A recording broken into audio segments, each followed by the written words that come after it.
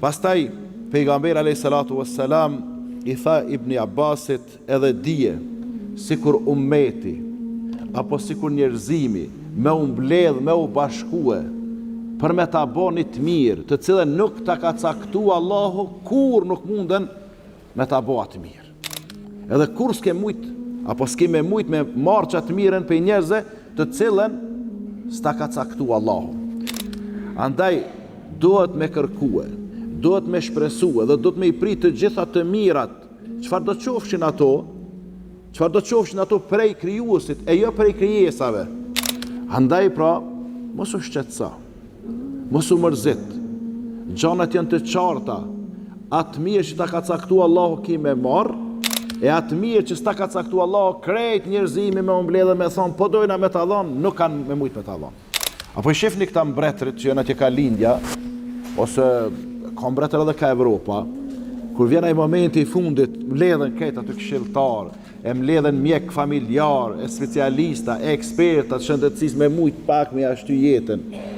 Sepse këtë e lakmojnë jetën po mduket, këtë me thonë me një fjallë shtu me shtie dhe vetën, këtë e lakmojnë jetën. Mirë po qëta pushtetartë, këta me konë mundësia dyqysh këtë pushtetin e këshin dhonë, dikush edhe popullin e kishë dhonë veç vetë me mujt me jetu një 1.000 vjetë a 2.000 vjetë.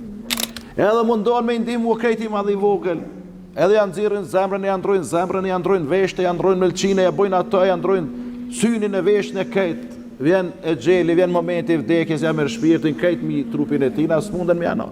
S'mujten me i bo hajr hiç. E dini pse, se ka caktuar Allah me jetu ma shumë. Po me infuzione se pranon hiç.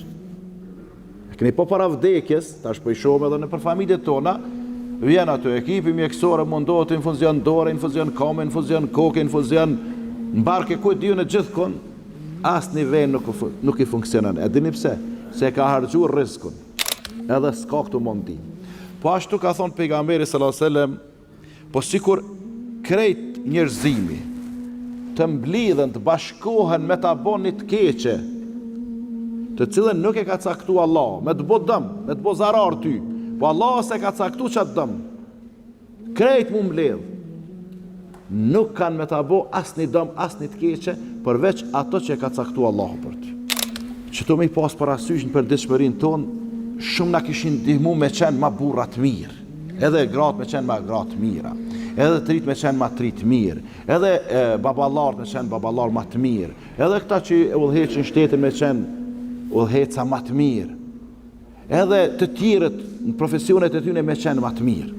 Andaj e lutja Allahun Teala që të na bën neve edhe juve prej atyre që i marrim këto këshilla që i ka dhënë pejgamberi sallallahu alaihi wasallam, edhe janë nevoj e përditshme për të gjithë besimtarët musliman. Nuk mundemi me thonë, ne jemi të pavarur prej këtyne mësimeve, prej këtyne këshillave, prej këtyne udhëzimeve. Allahu na ndihmoft, Allahu na udhëzoft, edhe të mirat e dynjas edhe të ahiretit, Allahu na i dhasht.